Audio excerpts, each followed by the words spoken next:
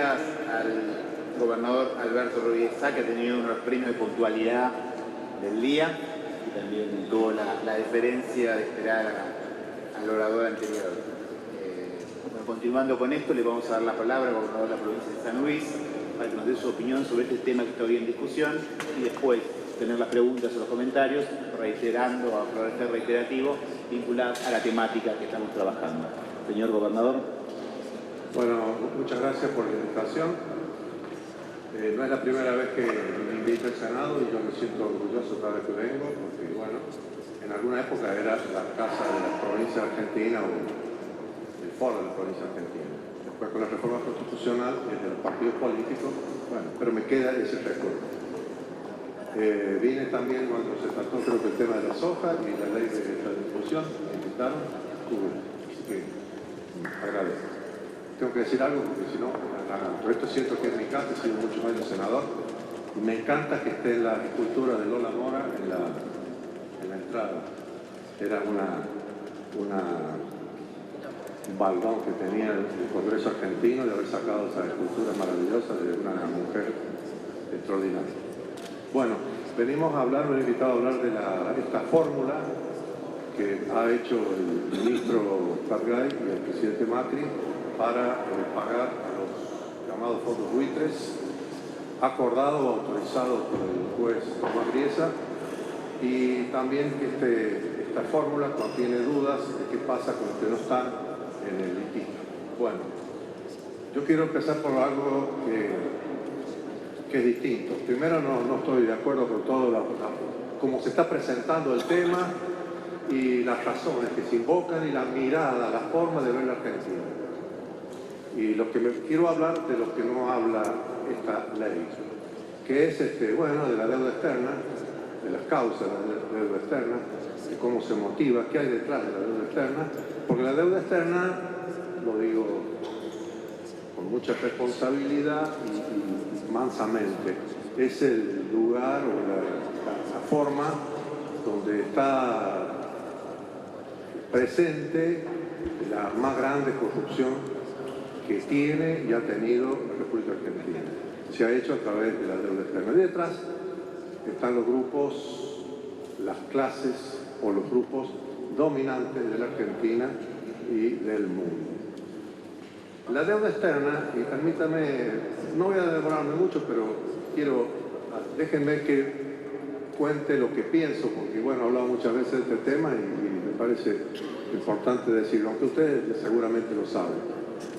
En el 1500 nació el último Inca, Atahualpa. Y cuando llegó Pizarro, bueno, lo capturaron al Inca y lo condenaron por ocultamiento de tesoro. Y ahí lo aprisionaron al Inca.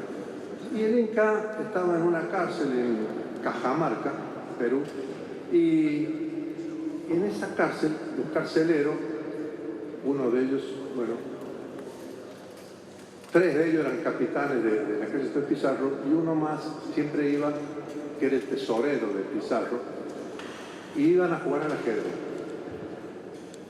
Bueno, al Inca sabemos que le pidieron que para liberarlo llenara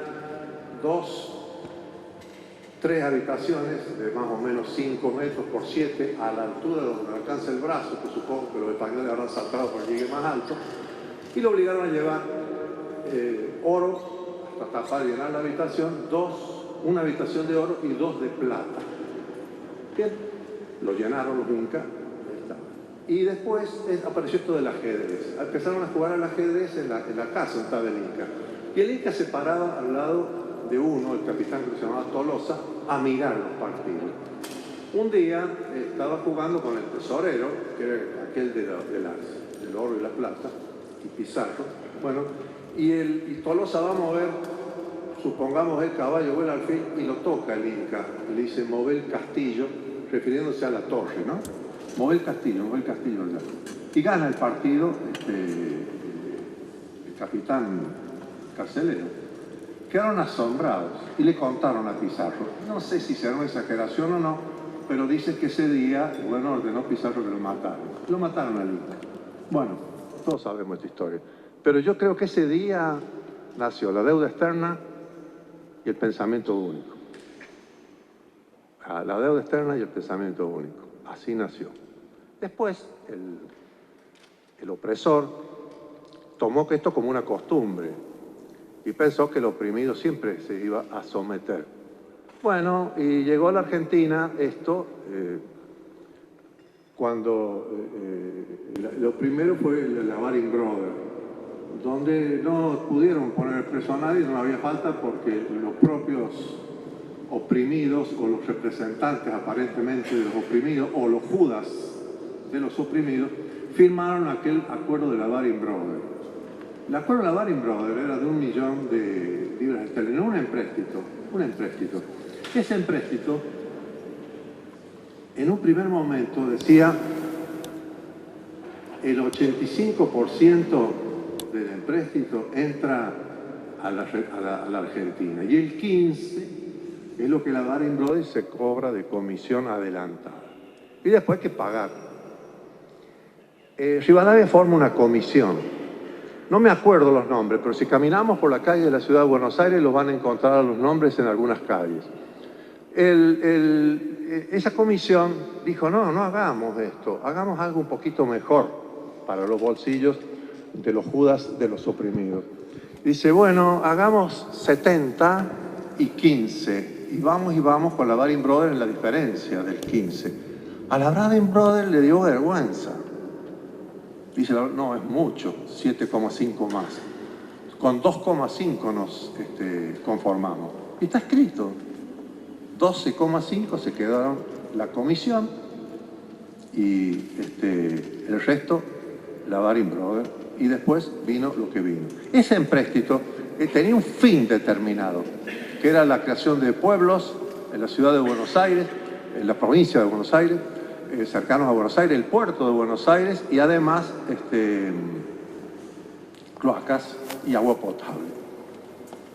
No se hizo nada de eso, llegó el dinero, empezó una suerte de bicicleta financiera y después se puso para la guerra contra el Brasil.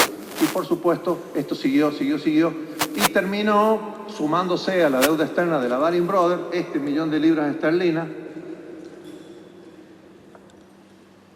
Llegó la generación del 80, que aumentó la deuda externa de forma considerable. Y llegó el 45. Y yo voy a decir algo que no se acuerdan por ahí del 45, que creo que todos creen que solo Bradel o Perón. Había algo más profundo todavía que Bradel o Perón. Había una sectina de Martín Fierro que decía, y se ponía a veces en las paredes, a veces algún diario lo publicaba con el nombre, abajo se ponía Perón. Decía, hecho a correr la bola que algún día de parar, tiene el gaucho que aguantar hasta que lo trague un hoyo o hasta que venga algún criollo en esta tierra a mandar. Ese criollo fue Juan Domingo Perón, que tomó el tema de la deuda externa y dijo, no podemos tener una deuda externa, no podemos endeudarnos, no debemos endeudarnos, porque perdemos soberanía, perdemos poder de decisión. Y bueno, y esa teoría la llevó a la práctica y un 9 de julio de 1947 declaró la independencia económica. Bien, después siguió el gobierno de Perón y terminó, y en el año 52 se llegó a un punto que la Argentina no lo toma como algo glorioso, que debería ser glorioso. No solo no teníamos deuda externa, sino que teníamos créditos externos por 5.000 millones. Nosotros éramos acreedores por 5.000 millones de pesos, moneda nacional, que en ese momento era mucho, no sé si era casi equivalente a los dólares. Después vino el gobierno de Aramburu, que endeudó a la Argentina por 1.000 millones más. Por 1.000 millones, ya no teníamos más crédito, lo endeudó por 1.000 millones. Después vino el gobierno de Frondizi, que bueno, con Alzogaray, voy a acordarme el nombre, con Alzogaray, que lanzaron el plan Larkin. Nadie se acuerda del plan Larkin, y que era un plan de endeudamiento de la Argentina para modificar los ferrocarriles. para imponer el plan Larkin de modificar los ferrocarriles, que había que cerrar, creo que cambiar el 32%, cerrar el 32% de las vías, y había que producir un ajuste en los trabajadores, etcétera, etcétera, que generó la ley marcial, la defensa de los trabajadores ferroviarios, y una situación de la Argentina de lucha de los oprimidos que realmente merece recordarla cada vez por lo que significó el esfuerzo de la clase trabajadora para defender a la Argentina. Bueno, con ese plan hubo presos y hubo torturas y todo lo que pasó. Bueno, llegó después el gobierno de Onganía Lanuse, que dejaron a la Argentina más o menos con más de creo que eran 4.700 millones de dólares. Y vino Perón, con muchísima sabiduría, y con una enorme ganas de unir a los argentinos, y con un plan que no era de ajuste, era de crecimiento espectacular. Y en su discurso acá en el Congreso argentino, dijo que el tema que le preocupaba era la deuda externa argentina. 4.700 millones. Para nosotros sería hoy como hablar de nada. Y a Perón le preocupaba porque esa deuda nos encadenaba. Esa deuda nos encadenaba. Bueno, el gobierno de Isabel dejó 7.000 millones, la dictadura dejó 45.000 millones. Y nos vamos a detener en el tema de la dictadura porque acá apareció un procedimiento distinto. El procedimiento era el Estado, a través de las empresas del Estado, pedir créditos. Los dólares llegaban al Tesoro, se quedaban un tiempo en el Tesoro, el tiempo suficiente, y miren qué parecido a las cosas que pasan ahora. La cosa era fácil, las grandes empresas compraban dólares en el momento oportuno, les anunciaban la fecha de la devaluación y entonces compraban dólares. Y los dólares entonces nunca llegaban a los destinos ni para ninguna función específica la deuda. Se compraban deudas con fechas conocidas. Se conocía la fecha de la devaluación y entonces, o cuando iba a crecer, iba a haber inflación y ahí se compraban los dólares. Así hubo un enorme enriquecimiento de grupos que después fueron desnudados en el caso Olmos por el juez Ballesteros. Bueno, después siguió el gobierno de Alfonsín. El gobierno de Alfonsín no tomó el toro por las astas. Siguió como pateando la deuda y con el argumento de hay que honrar a la deuda y hay que honrar la deuda, no sé qué es eso, pero bueno, y empezó como a patear la cosa. Y saben que el error que cometió, que nunca la mensuró, nunca dijo esta es la deuda externa, nunca. Y cuando aparecía alguien y reclamaba intereses, pagaban los intereses y tiraban para adelante. Así creció a 47.000 millones. El gobierno de Menem cometió uno de los peores errores. Hizo lo que se llamó Plan Brady. Pero ¿cuál fue el error de entrar en el Plan Brady o el Plan Brady? El Plan Brady tenía un enorme interés en borrar la causa. Entonces, claro, desaparecieron los deudores y aparecieron los bonistas porque el detentador del bono. ¿Y a quién se le debe y por qué? No se sabe. Borró la causa. Y ahí aparecieron las primeras prórrogas de jurisdicciones, que como se pagaban y no aparecían jueces que se apropiaran de la jurisdicción que es soberanía de la Argentina y, bueno, no, como que no pasó nada. El gobierno de la Rúa aumentó, creo que un porcentaje no muy grande la deuda, pero también se aumentó. Voy a saltear el único gobierno que hizo otra cosa, porque bueno, después siguió el gobierno de Kirchner, cuando estaba la suspensión del pago de la deuda, volvió a cometer el mismo error de Brady. Volvió a borrar la causa y ahora un nuevo bono y nuevos bonistas y nueva prórroga de jurisdicción. Esto es clave. Se borraron las causas y ya conocía el gobierno de Duhalde, el gobierno de Kirchner, Cristina y ahora el de Macri, conocen todos el caso Olmos, del juez Ballesteros. Y prorrogaron la jurisdicción. En la prórroga de jurisdicción, al juez Griesa, el juez Griesa es una persona que, como juez de los Estados Unidos, es hiper respetable. Nació en el año 30 y, bueno, estudió en las mejores universidades de Estados Unidos, Harvard, Stanford, y, bueno, y ha tenido actuaciones notables. en la defensa del medio ambiente, etcétera, etcétera. Es una personalidad, bueno, pero no tiene por qué tratar los problemas de la Argentina, salvo que nosotros le demos la jurisdicción. Le dimos la jurisdicción, le dimos. Y el juez Griesa, sabiendo esto, cuando la Argentina hacía mucha bulla con su juzgado, se presentó en la Argentina, está en una de las primeras audiencias cuando él está actuando, cuando se produce el primer fallo conflictivo. A posterior de ese fallo, se sienta la delegación argentina y el juez Griesa le hace 3 preguntas. ¿Están de acuerdo la delegación argentina con que esta sea la jurisdicción? Sí, contestó la Argentina. ¿Están de acuerdo que el juez sea, el titular sea él, Tomás Griesa? Sí, dijeron. ¿Están de acuerdo si el fallo sale a favor o en contra de cumplirlo? Sí, dijeron. Esto sucedió. El mecanismo perverso de hacer esta suerte de bicicleta financiera, desnudado después en el caso Olmos, vuelve a pasar en la Argentina hace unos meses, y tan poquitos meses, cuando en vez de decir te voy a avisar el día de la devaluación o el manejo del dólar, te voy a vender dólares a fecha, dólares a término. A término, bueno, gracias. Voy a vender dólares a término. Entonces, como en el mes de septiembre, octubre, eran para marzo. Ninguno de nosotros podía comprar un dólar de esos y sabemos que el negocio que podíamos hacer. Pero nadie, nada. Bueno, entonces empezaron a hacer los negocios los que estaban informados, los que sabían, los que tenían el conocimiento. Creo que el ministro Prat Gay hizo una denuncia sobre esto. Pero ahora hace poquito le acaban de pagar, entiendo yo, a los bancos.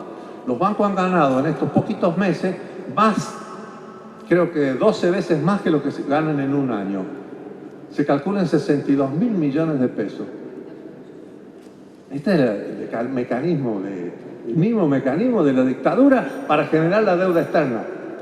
Bueno, el caso Olmos. Olmos, un patriota argentino que en el año 82, luchando contra la dictadura, pero bueno, deberíamos borrar esas placas por ahí donde están los que hicieron lo de la Baring Brothers y a todos ponerle Olmos, porque las calles deberían llamar Olmos 1, Olmos 2, Olmos 3, Olmos 4, Olmos 5. 5 eran los que hicieron la Baring Brothers. Y a la calle Rivadavia cambiarle el nombre, tal vez, ¿no? Bueno, y Olmos, el patriota, luchando contra la dictadura, empezó el juicio y el juez Ballesteros en el 2000, creo que ya había fallecido Olmos cuando sale el fallo. Habían prescrito, no tenía procesado, había prescripción, el procesado principal era Martínez Dios, y ahí desnuda todo el mecanismo de la deuda externa. Y están las principales empresas argentinas. Yo creo que las tengo anotadas por acá, pero está en el caso Olmos. No quiero leer nada del caso Olmos porque lo conocen todos. Bueno, no las tengo anotadas por acá. Pero están las empresas, miren, si no vean cualquier de esas revistas de glamour y cuando aparezca alguno de los empresarios estos, se van a dar cuenta que son los mismos que manejaban las empresas que generaron la deuda externa. Acá viene una cuestión. ¿Cómo es esto de la deuda externa? De la causa. ¿Por qué es importante? Porque hay una teoría que nunca la Argentina nos dejan hablar de esa teoría. Nunca aparece en los diarios, los medios, sean de uno o del otro lado o lo que fuere. No aparece. Se llama la deuda odiosa. La deuda odiosa es una teoría. Nunca en el mundo nadie pagó la deuda odiosa. No se paga la deuda odiosa. No la pagan los estados, perdón. La paga el que la contrata. Acá, como se estatizaron las deudas, se van estatizando, el Estado se hace cargo y después parece el Estado como que no queriéndole pagar. Bueno, no. La deuda odiosa es cuando una deuda ha sido adquirida por una dictadura o por actos de corrupción o bajo un sistema de extorsión. Suena, ¿no? Dictadura, corrupción, extorsión. Esa es la deuda odiosa. Y bueno, y Olmos dijo, esta es la deuda odiosa. No quiere decir que la Argentina no deba. Porque cuando hubo una deuda comercial, te mando agua mineral y llegó el agua mineral, tenés que pagarla. O la plata entró para una obra. Esa deuda no es odiosa, eso se debe. Entonces nosotros no hay ningún problema en que tengamos el valor, ni siquiera valor, la responsabilidad de mirar las cuentas de la deuda externa. Por eso, Adolfo, acá, cuando fue presidente esos 7 días, que después fue víctima de un golpe de Estado, por los mismos que después manejaron el problema de la deuda externa. Dijo, se suspende el pago, no dijo default, todas esas cosas, no, se suspende el pago de la deuda externa. Y dijo, quedan abiertos los libros de deuda externa al Congreso argentino. Para que dijéramos cuál es la que se paga y la que no se paga. Y después qué fácil, miren, una vez que tengamos determinada la que tenemos que pagar, que no sé si ya no la hemos pagado, tenemos que decir al pueblo argentino, bueno, vamos a hacer el esfuerzo y vamos a pagar esta deuda externa. Hagamos una consulta popular, digamos, ¿cuál es la que vale? ¿Cuál es la que no vale? Digamos, perdón, ya está dicho, si están de acuerdo con esto. Y hagamos un esfuerzo que se pague en una generación la deuda de la que se debe. Porque tampoco podemos hipotecar a las futuras generaciones con una deuda externa que no se debe o que es odiosa. Hay 2 fórmulas que quiero analizar. Una, hay en el Tratado del Danubio, disculpe,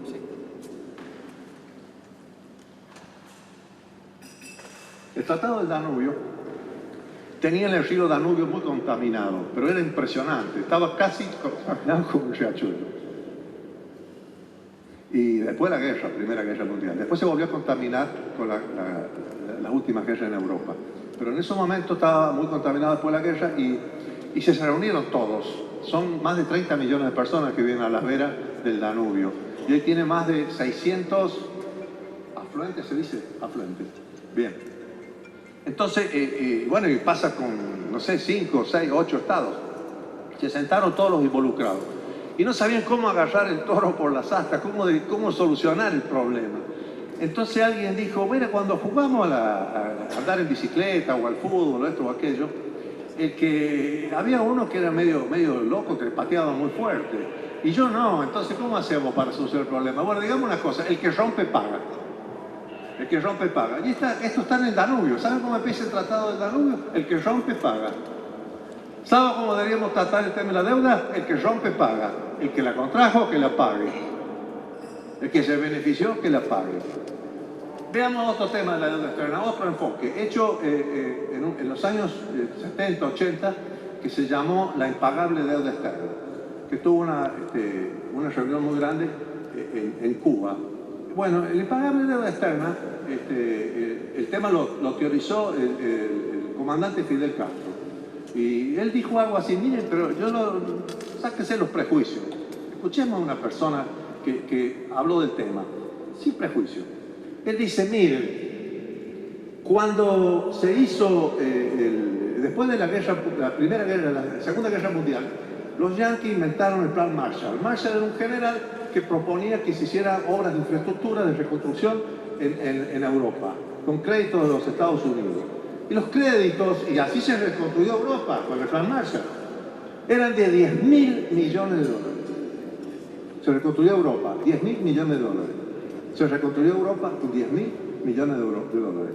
Bueno, el presidente Kennedy dijo, vamos a hacer, prometió o intentó el plan que se llamó Alianza para el Progreso, que habrán escuchado muchos. Bueno, la Alianza para el Progreso proponía infraestructura económica, social para toda América Latina, toda.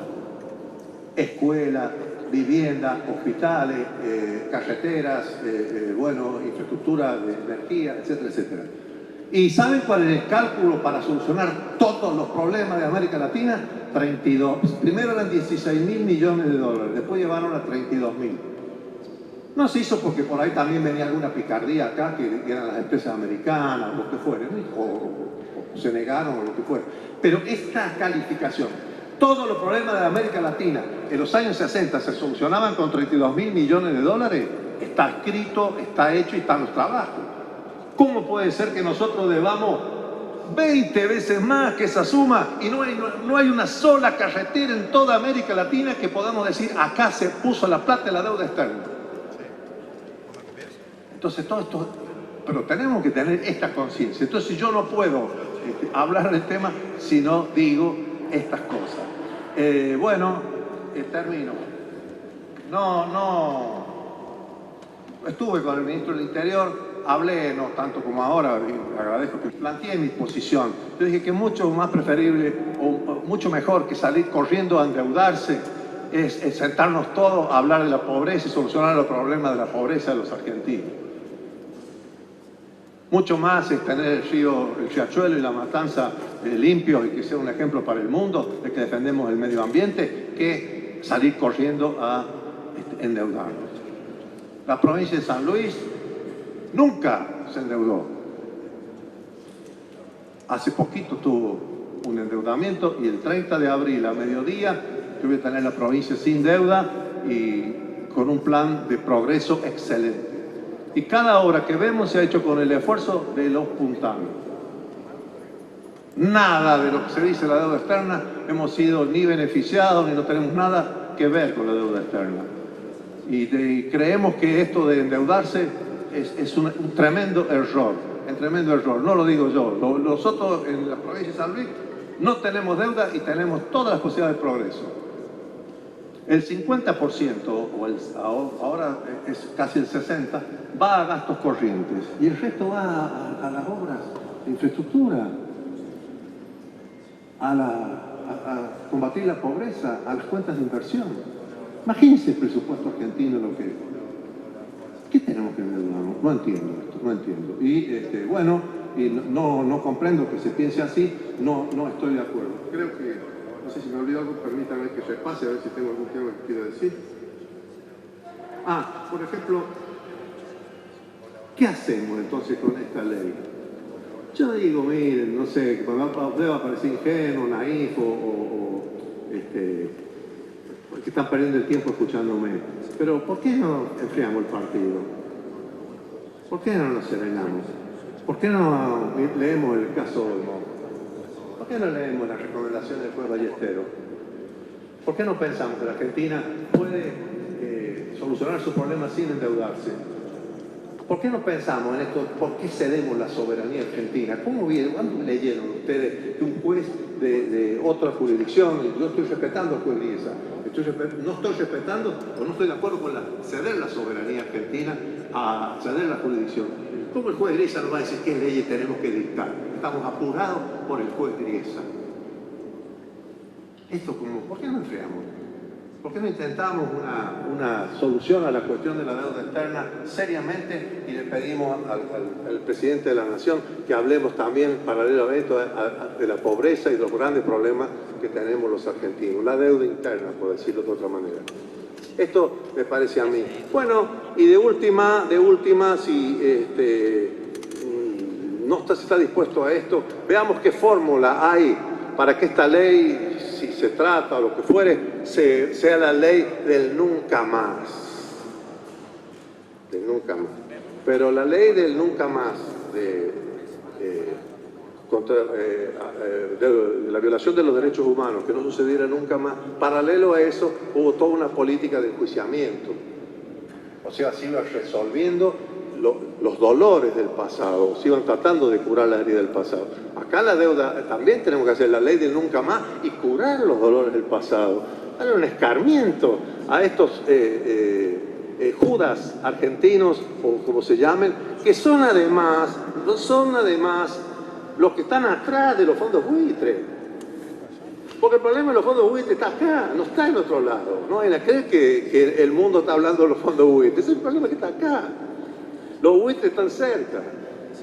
Los buitres están cerca. Estaban antes escritos ya, no sé si ahora no los han borrado ya, pero usted tomaba la internet y salían hasta los nombres, que algunos son,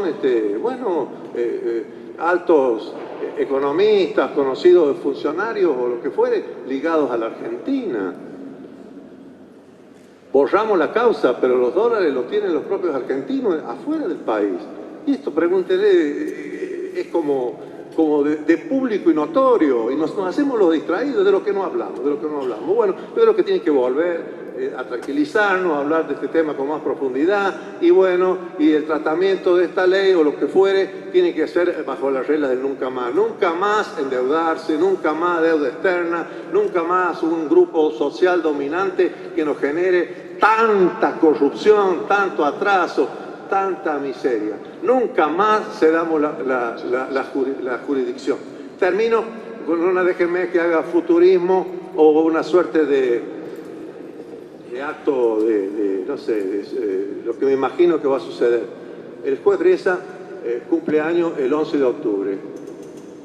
Nació el 11 de octubre, así que supongo que cumple año el 11 de octubre. Yo no me imagino el 11 de octubre tocándole el timbre al juez Riesa y llegando bueno, los titulares de los fondos buitres y tal vez algunos argentinos a cantarle porque es un buen compañero, como pasaba en la película La Patagonia Rebelde o Trágica, cuando le cantaban al coronel Varela, Benigno Varela, porque es un buen compañero. Y miraba con una cara como diciendo, Dios mío, ¿qué he hecho? La misma cara va a poner el juez Riesa cuando vea a los buitres argentinos cantando porque es un buen compañero. Muchas gracias, señores. Muchas gracias, señor gobernador.